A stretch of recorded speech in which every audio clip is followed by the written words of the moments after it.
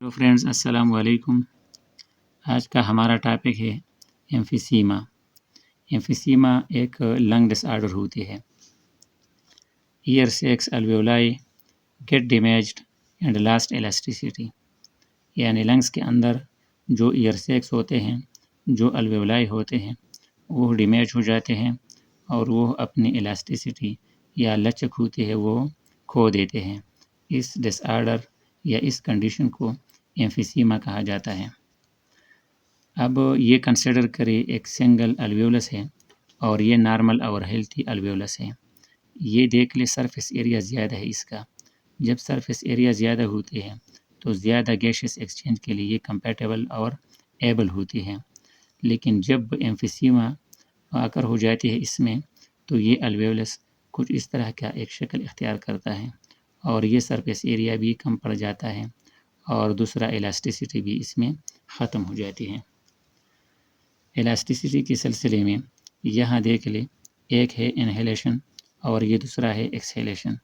Inhalation में consider करें ये इंटरनल, ये साइज़ है अल्वेओलस का, लेकिन जैसे ही ईयर अंदर एंटर हो जाती है तो उसके बाद अल्वेओलस का साइज़ बाहर एक्सपेंड हो जाता है और इंक्रीज़ हो जाता है।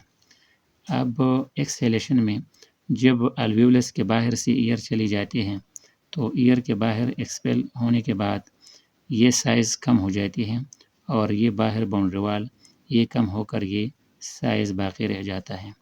यानी इनहेलेशन में एक्सपेंशन अकर हो जाता है अल्वेओलस का और फिर एक्सहेलेशन में अल्वेओलस का कंट्रैक्शन अकर हो जाता है। अब एक एंजाइम होती है, एक प्रोटीन होती है अल्वेओलाई के अंदर, बल्कि एक प्रोटीन होती है, एलास्टिन होती है, और ये एलास्टिन प्रोटीन कंट्रैक्शन का काम करता है। लेकिन जब एम्फीसीमा की डिसऑर्डर होती है तो फिर एलास्टिन प्रोटीन अपना काम एक्चुअली परफॉर्म नहीं कर पा रहा और ये अल्वेओलाई एम्फीसीमा डिजीज़ या डिसऑर्डर में एक्सपेंड हो जाते हैं, यानी रिलैक्स हो जाते हैं और फिर कंट्रैक्ट नहीं हो सकती है। तो इस वजह से ये कॉम्प्लिकेशन अकर हो जाती है जिसको एम्फीसीमा कहा जाता है। उसके बाद है काजेज़ कि किन काजेज़ की वजह से ये काज होती है। दो बुनियादी काजेज़ हैं। एक है सिगरेट स्मोकिंग। जो लोग सिगरेट स्मोकिंग करते हैं या टोबैको मुख्तलिफ़ तरीक़ों से यूज़ करते हैं तो उन सब में एम्फीसीमा अकर हो सकती है। और इसके अलावा पैसिव स्मोकिंग भी नुकसानदेह साबित हो सकती है।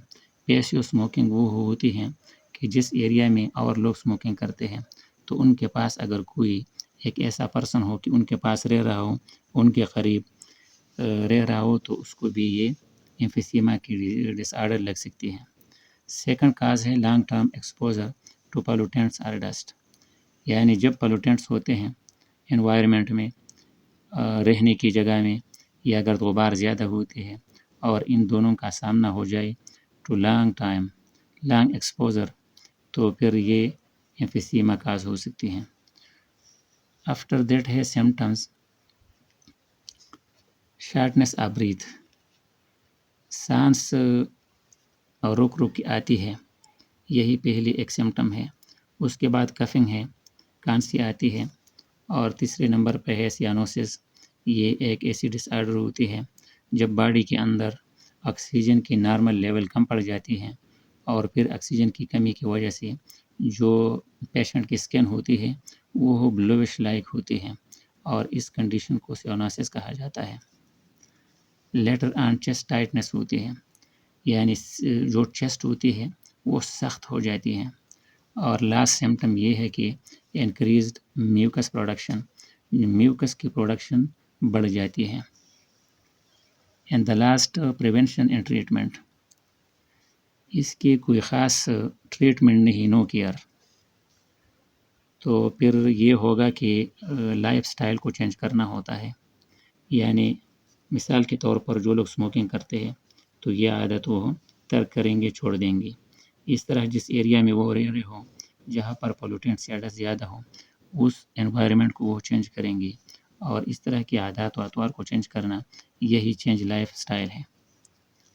फिर मेडिसिन जो यूज़ होते हैं, ये मेडिसिन एक्चुअली ट्रीटमेंट में कारामद नहीं होती, क्योंकि एक बार जब अल्वेओलाई डैमेज हो जाते हैं और जब वो अपनी इलास्टिसिटी لاس کر دیتے ہیں، تو اس کے بعد یہ ریورس نہیں ہو سکتے، بلکہ میڈیکیشنز اس لیے یوز ہوں گے، جو میڈیسن یوز ہوتے ہیں یہ اس پرپس کے لیے یوز ہوں گے تاکہ برونکس میں اگر کوئی کمپلیکیشن ہو یا نیرو پڑ گیا ہو تو برونکو ڈائلیٹر کے ذریعے اس کو اوپن کیا جائے گا تاکہ سانس لینے میں آسانی ہو۔